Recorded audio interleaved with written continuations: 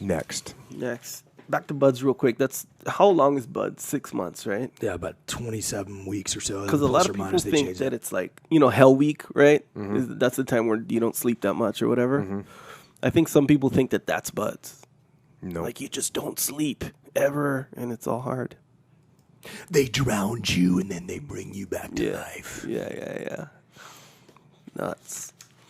Anyway, next question. Aside from command, what is your favorite operator specialty? Machine gunner, breacher, corpsman, etc. Thanks. Well, my personal preference was a radio man, because I was a radio man. When I was a young enlisted guy, I was standing on the quarterdeck watch, and this senior guy said to me, "What are you going to do? What are you going to do in a platoon?" And I said, "I don't know, maybe a machine gunner." Because, of course, when you're a young kid, you want to be a machine gunner. Give me the damn machine gun. And he said, "Don't be a machine gunner. You want to be a radio man because they go on every operation." I said, "Okay, fair enough." Went upstairs and volunteered to be a radio man. So they put this 30-pound radio on your back and carry the radio. And it was very lucky for me because that got me in the position where I was part of planning. Even as a very junior guy, I was part of the planning, so I learned a lot about planning. I was lucky because I did shipboard deployments, so then I was involved in planning and working with the Marine Corps, so I had some experience with big conventional units, and I learned a lot then. So I was always very preferential to the radio man. I thought it was the most cerebrally challenging job. Now, that being said, let me tell you what I wanted my platoons to think. I wanted my platoons to think that each guy was the most important guy. I wanted the radioman to think that he was the most important. I want the corpsman to think he was the most important because he was going to save everybody. I wanted the snipers to think they were most important because they were going to kill everybody. I wanted the machine gunners to think they were the most important because they were going to lay down the fire and get us out. So I was always a big supporter of all of them. And you need them all because it's a team. And you get those people that are like, oh, this is more important, or this, or my job is the best. And as we were talking about Chris and the kind of portrayal in American Sniper as a sniper, and you've got to have that entire element working together. You got to have those machine gunners. You got to have the corpsman. You got to have the radioman who's passing position and where telling friendlies where you are so you can get help. Directing. Help in where you need it, and tell them where the enemy is. I mean, all that stuff is absolutely critical.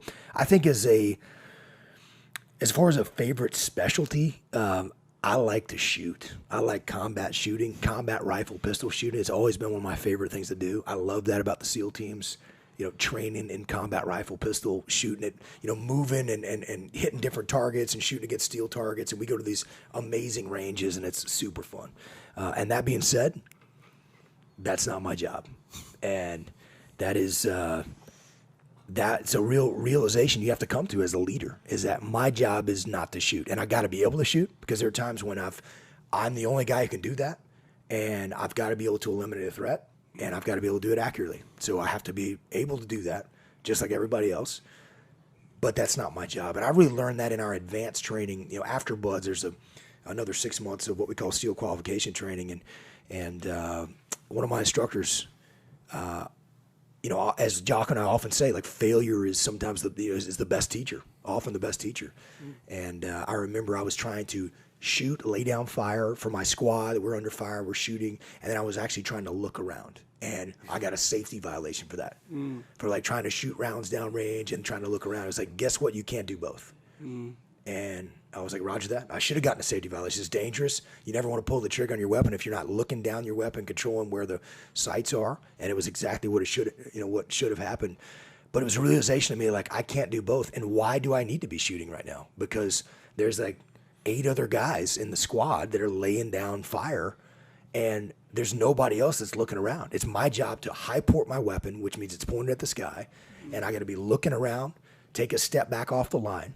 Jocko often talks about detach and look around. So I'm making that call as command and control. And if I'm not doing that, nobody's doing it. And so leaders have to always be you have to understand the specialties. You have to understand how that stuff works, what the capabilities and limitations of your guys are, of the departments in the team, of the assets that you have within your team.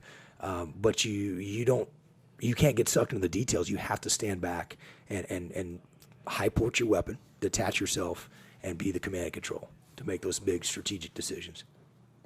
Check. Next question.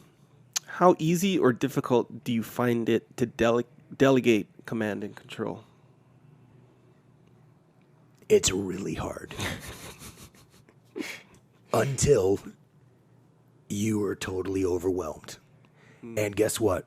In combat, you're going to be overwhelmed. I mean, you can't do it all. And so anything in life is like this. And so when as a platoon commander, I have got 2 junior officers who are my assistant platoon commanders, and they don't have the experience I have. It's their first deployment. And my job is to train those guys up. And yet, so I've got to give them responsibility and teach them how to be a platoon commander and empower them and train them and mentor them. I'm sure it was incredibly difficult. In fact, I know it was incredibly difficult for Jocko, who had a lot of experience, done a lot of direct action, capture, kill missions, in Iraq, to let me be a platoon commander, go out and plan and run that stuff. But you have to do that. And so you have to train people. We always talk about how leaders have to work themselves out of a job. That's what they should be doing. You have to do that so that you're training the people underneath you to grow and learn and take on greater responsibility so that you can constantly look up and out, and then you can grow and learn and take on greater responsibility. Yeah, we talked about that a little bit too, right? About delegation, in my case, the creative field, where if I'm going to have someone to take care of some stuff, it's hard to trust them to do it, even though it's just in your own head, because you're used to doing it this certain way. And you even see that person doing it different, even in that one way. You're like, oh, you get all, uneasy about it. But how you were talking about how you give them a certain type of mission, just like you focus on that result, and they know why they're doing it. Here's what I want you to go out there and do. Yeah. Go out there and do it. And I can't really get concerned on how you go out there and do it because, in Ramadi's a perfect example. Leif had his element that was going out, but there was multiple other elements that were going out in different parts of the city all the time. And so I couldn't get in the weeds on Leif's, and I couldn't get in the weeds on the other 4 or 5 element commanders that were going out at certain times. I mean, all at the same times often. Yeah. And so I had to absolutely let go of it and let these guys make it happen. Now, the reason I was able to do that was because we had built up trust. I had put those guys through the ringer. I had micromanaged them and just been a total, I don't know, how would you describe it? I mean, when we first started workup, I was really in the weeds with them. Like, hey, you kept tight reins. You kept tight reins out of the gate. So look, this is how you need to do it. I wasn't telling them what to do, but I kept pushing them. Okay, look what you did here. Think about this. Move in this direction a little bit. You can't do that right there. And it didn't take long where the guy's like, okay, they know what the expectations are. They learn, and now I don't have to worry about them. So now what can I worry about? Now I can start worrying about deconfliction. Now I can worry about what the strategy is. And, for bigger operations, obviously, when we were doing battalion-sized operations, obviously, I got to go out there and coordinate with the battalions and sometimes go out just to go out and see how these guys are operating. But I couldn't go out with 5 different guys, 5 different elements at the same time, or even 2 different elements at the same time. Mm-hmm. And so you have to build the trust and have the confidence in your leadership, and then give them the guidance, the parameters, the expectations, the goals. Make sure that's very clear, and then you can let them go and you can let them run, and you can do your job. And that's how we rolled. And Jocko actually, I remember this well because I knew that he wanted to be out on the battlefield with us on every single operation. That's just where he would choose to be. And yet he saw his place as, listen, I've got to manage these other elements. And I remember a couple of times where I was like, Jocko, why don't you come on this op with us? Like, go on this sniper overwatch with us.